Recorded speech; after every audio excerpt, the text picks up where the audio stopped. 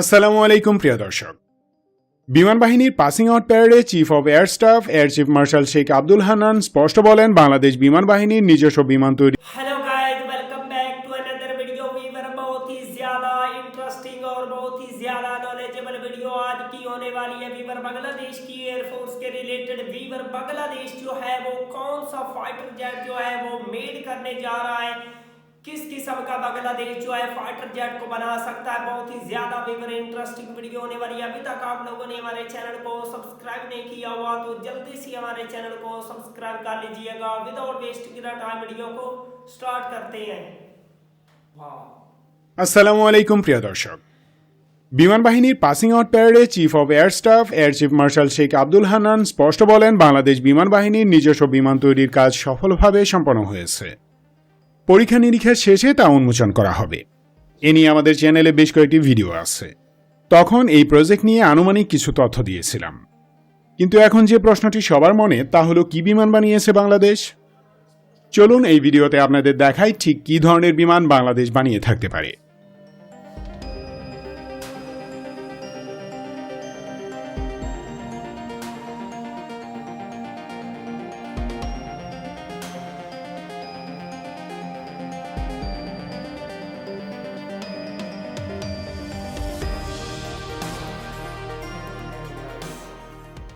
সামরিক শিল্পে বিদেশ নির্ভরতা কমানোর জন্য ফোর্সেস গোল 2030-র অধীনে বিশেষ কিছু প্ল্যান করা হয়। তার মাঝে অন্যতম হল লোকাল ডিফেন্স ইন্ডাস্ট্রি স্থাপন করা। স্থল, নৌ এবং আকাশ যুদ্ধের জন্য প্রয়োজনীয় সমরাস্ত্রের একটা অংশ দেশেই উৎপাদনের লক্ষ্য নির্ধারণ করে আর্মড ফোর্সেস।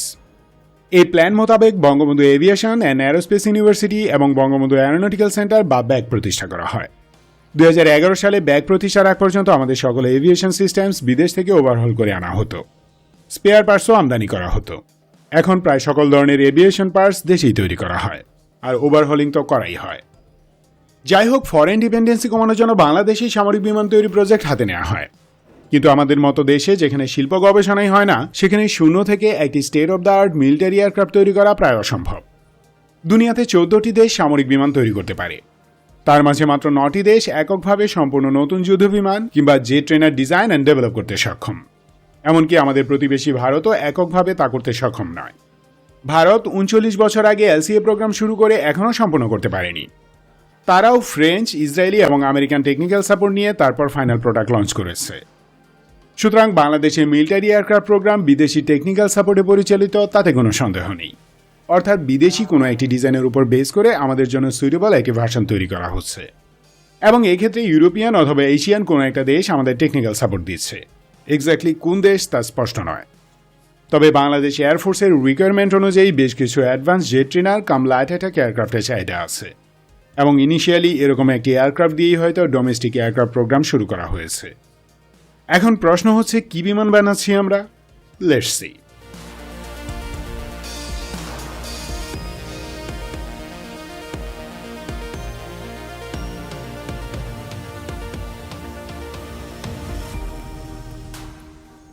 কি ধরনের বিমান আমরা বানাচ্ছি সেটা বলার আগে একটু ব্যাকগ্রাউন্ড বলে নিতে হবে। যেহেতু আমাদের প্রতিবেশী ভারত ও মিয়ানমার এখনও 5th জেনারেশন ফাইটার জেট সার্ভিসে আনেনি, সেহেতু আমাদের এয়ার ব্যাটল 4+ জেনারেশনে সীমাবদ্ধ। তবে আমাদের ইমিনেন্ট থ্রেট মিয়ানমার। দেশটিতে চূড়ান্ত বিদ্রোহ চলছে। তারা আমাদের এয়ার স্পেস ভায়োলেশন করেছে অন্তত 20 বার। সেখান থেকে বিচ্ছিন্নতাবাদী সন্ত্রাসীরা ঢুকে পড়ছে আমাদের এলাকায়। সুতরাং বার্মাকে চেক দেওয়াটা অতি জরুরি। বার্মিজ এয়ারফোর্সকে কাউন্টার দেওয়ার জন্য বাংলাদেশে পর্যাপ্ত 4 and 4+ জেনারেশন ফাইটার জেট দরকার। আর ভারতের বিরুদ্ধে ডেটারেন্স পাওয়ার হিসেবে 4+ জেনারেশনের deep strike and air supremacy fighter jet কিনতে হবে। সে নিয়ে আলাদা ভিডিও দরকার, তাই এখানে ডিটেলস বলছি না। ওদিকে পার্বত্য চট্টগ্রামে উপজাতি সন্ত্রাসী দমনের জন্য দরকার low cost ground attack aircraft. এই জন্য ট্রেনার কাম লাইট অ্যাটাক জেটের তুলনা কেবল medium altitude armed drone. By the way, পর্যাপ্ত সংখ্যক পাইলট ট্রেনিং এবং রেডিলি অ্যাভেলেবল অ্যাটাক সলিউশনের জন্য অ্যাডভান্স জেট ট্রেনার খুবই কার্যকর বিমান। এই কাজের জন্য বাংলাদেশের আছে 14টি KW এবং 13টি রাশিয়ান Yak-130। আরও দরকার আছে। এই বিমানগুলো একাধারে পাইলট ট্রেনিং এবং গ্রাউন্ড অ্যাটাক মিশনে মোতায়েন করা যায়। Yak-130 3 টন অস্ত্র বহনে সক্ষম। KW'র পেলোড ক্যাপাসিটি 1 টন। এসব জেটের পরিচালন ব্যয় অত্যন্ত কম, রক্ষণাবেক্ষণ সহজ এবং লো ইন্টেন্সিটি অর্থাৎ হালকা যুদ্ধের জন্য মোক্ষম অস্ত্র। সো প্রাইমারি গেজ বাংলাদেশ একটি advance jet trainer cum light attack aircraft তৈরি করেছে। এ ধরনের এয়ারক্রাফট যেমন আমাদের দরকার, তেমনি এগুলো তৈরি করাও সহজ। যে কোনো দেশের এভিয়েশন ইন্ডাস্ট্রির যাত্রা শুরু হয় এরকম বিমান তৈরি করে, যেমন পাকিস্তান, তুরস্ক, সাউথ কোরিয়া ইত্যাদি।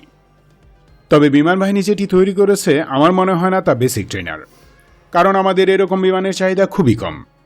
বাংলাদেশের কাছে অলরেডি 25টি চাইনিজ PD-6 বেসিক ট্রেনার আছে এবং 3টি গ্রব G115 ও 24টি G120 টিপি কেনা হয়েছে জার্মানি থেকে। অর্থাৎ প্রয়োজনীয় সংখ্যক বেসিক ট্রেনার আমরা অলরেডি ক্রয় করেছি।